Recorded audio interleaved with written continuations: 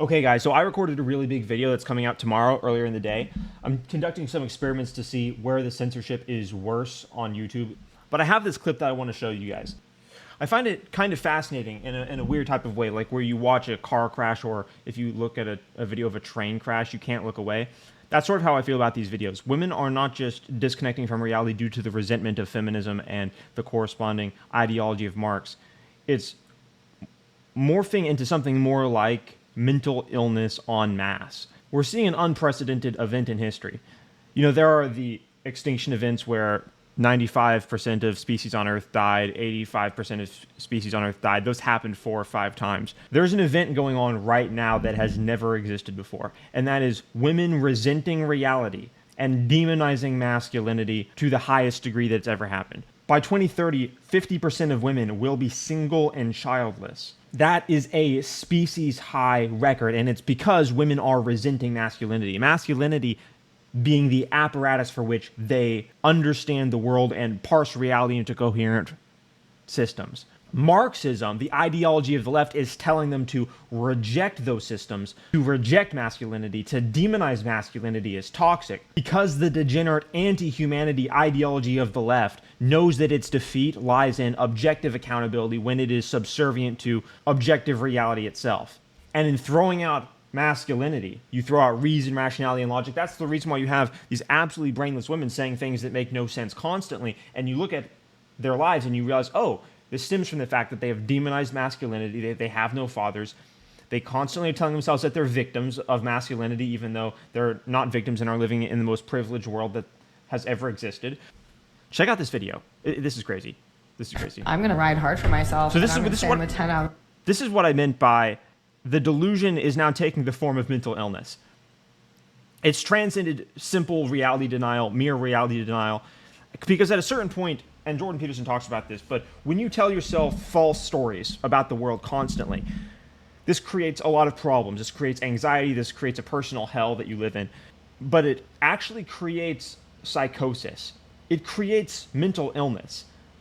These degenerate women who have demonized masculinity and the systems to understand reality so feverishly, so constantly, that they are making themselves mentally ill.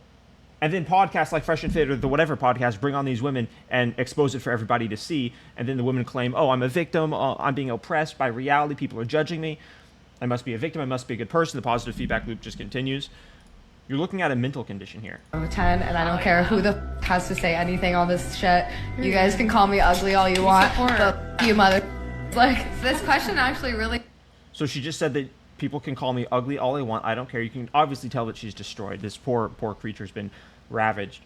She shaved her head because she thinks the patriarchy is oppressing her, and to look beautiful would be to be pleasing to the male eyes. But she's also told simultaneously that she should have her boobs out. She should be a slut because it's empowering to degrade yourself. Leftism technically hinges on being delusional. It bothers me. Like, well, I mean, if let's say you're 5, let's say you're totally. So then she gets challenged with the simplest of hypotheticals. Average, you're not particularly remarkable in any regard, and you think you're a 10. Don't you think it'd be more confident to just be like, yeah, I'm a 5? Right, wouldn't it be more noble, more righteous even to acknowledge objective reality rather than be delusional? Now, pay close attention to her reaction.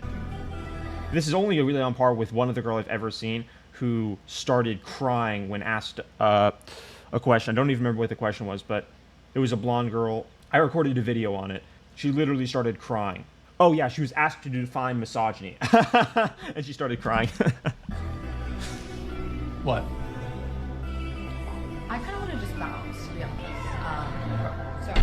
Seriously? Look at how ruined she is. Yeah, Because we're... Just, yeah. Sorry. Seriously? Yeah, Because we're... Just, You're that triggered. So this has never happened before. This is like a whole new species of destroyed creature.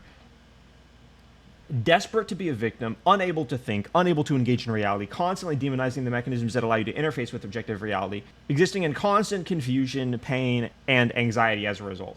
That's what this creature is. This creature has been created by the radical left, a woman that is experiencing a form of psychosis, mental illness. This goes beyond delusion, and it's very interesting to see these women manifesting new forms of mental illness that the world has never seen, just because their delusion is getting so radical. You have women believing that they can fight men. You have women believing that they're biologically the same as men. You have women thinking that logic and reason and objective truth are oppressive. You have women thinking that objective reality is oppressive. As a matter of fact, you have women thinking that even talking about objective reality is oppressive. You have women thinking that saying the word female is offensive. These people are disconnecting from reality because they're told by the left-wing ideology that they are good people as a result of being oppressed, and they are desperate to feel oppressed. And they're also desperate to reject, demonize, and belittle and gaslight any aspect of reality that remains objective.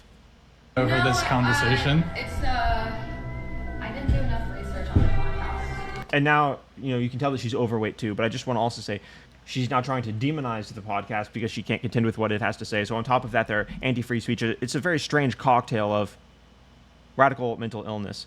And it's interesting how demonizing masculinity, being overweight, being triggered, trying to be unattractive, trying to be like the sex that you're not, being told that you need to be like the sex that you're taught to demonize, hating free speech, hating logic, reason, rationality, looking at objective truth as oppression, that all goes together.